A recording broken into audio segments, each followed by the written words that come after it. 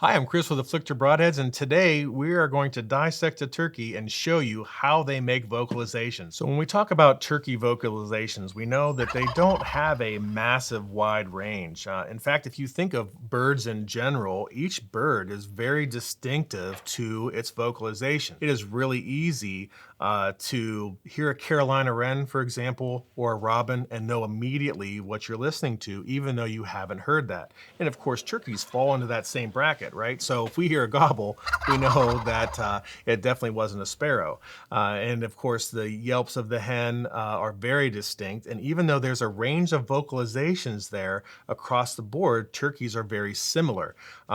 Tones, pitches, things like that have a wide spectrum. But when you look at cadence and the type of vocalizations, it's pretty standard across the board for all turkeys. But how do they do it? One of the misconceptions is when we did the cut down and the video talking about the tongue and the mouth, when we look at this here and we see this glottis that allows air to be controlled, if you will, through the trachea in the bird's mouth, we look at the pharynx there. That has very little to do, actually nothing to do with producing sound, only airflow. All of birds' vocalizations take place down here in their chest and right behind the heart, actually, and between the lungs, just above the lungs, right between them, is a little voice box. On birds, it's called the syrinx, and that's where everything comes from. So today I'm going to talk about the syrinx, where it's at, what it looks like, and what it does, and it might help you understand a little bit about turkey vocalization. So as we look at this cut down here of this turkey, and we follow our trachea. So our trachea, we have the glottal opening here in the tongue. It goes all the way down the bird. It sits in front of or posterior to the esophagus where all the food goes. So the trachea is in front. That trachea goes all the way down nonstop and ends up at a little spot called the syrinx. And at the syrinx, that's where the vocal cords are. And that is actually where the left and right bronchi separate to go into the turkey's lungs. And we have the turkey heart, a good edible on the turkey, and we expose this syrinx. So as we look at this trachea coming down, if you imagine it coming down and then there's a Y, and at that Y you have the trachea breaking off, going to the left lung and the right lung. And in the very middle where that bifurcation is, that's where the syrinx is located, and that is where everything happens. That is where the gobbling sound comes from. That's where yelps, clucks, everything comes from there. Now they can control the air from that up front, but as far as the actual sound, this is where it's made.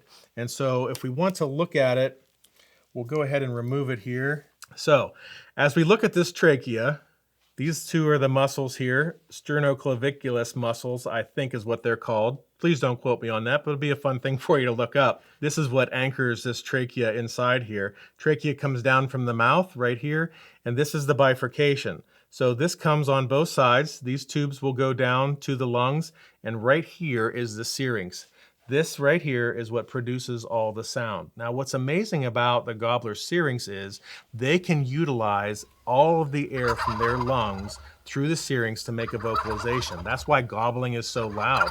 They got all that air in there. They can really push it through, so they can use 100% of their air. For us to speak, we use roughly 2% of the air in our lungs to talk. So if you want to see the difference, there is a good comparison. All those vocalizations are coming from here. So a lot of people like to think that that's all coming from the mouth. It's not, it's just coming out of the mouth. And if you want to put it in another perspective, when you see a turkey gobble, he has to put his whole life into that gobble, right? He's loading up, he's puffed out, he's really pushing everything back, he's sticking his neck way out, and that's so he's utilizing all his air, getting all his volume, getting that gobble going and getting it out there so it's heard from a long distance. And so that is the benefit of the syrinx. Now, turkeys and geese, they're big-bodied birds, they have big lungs, they have large syrinxes.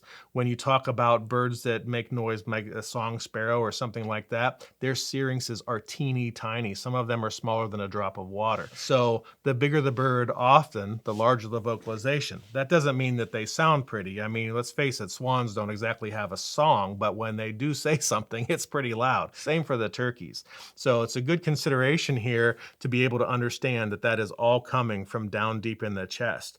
Now, as this bifurcates into the lungs, it's important to know where it's located. So when you look at this coming down and you see that this cavity here is sitting much higher in the body than you would think, you got to get a good idea of where those lungs are in position and the heart is in position if you are an archery hunter for turkeys, because that is the true kill zone. You want to get into that heart and lung area, and so that anatomy becomes very important to you, where it sits in the bird and how it is.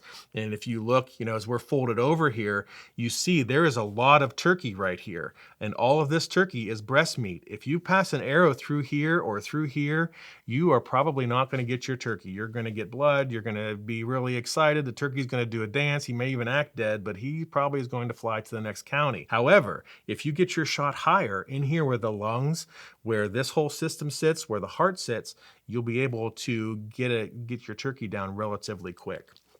So again, just to recap vocalizations, we start all the way up front. We're able to control the volume there. We're able to control air. Sounds are not made at the beak. Sounds are made all the way into the chest of the turkey. Just an interesting fact for you to know more about your turkey. I hope you enjoyed the video. Please subscribe. There's a lot more coming up. We'd love to see a thumbs up. Again, any questions you have, just drop them below.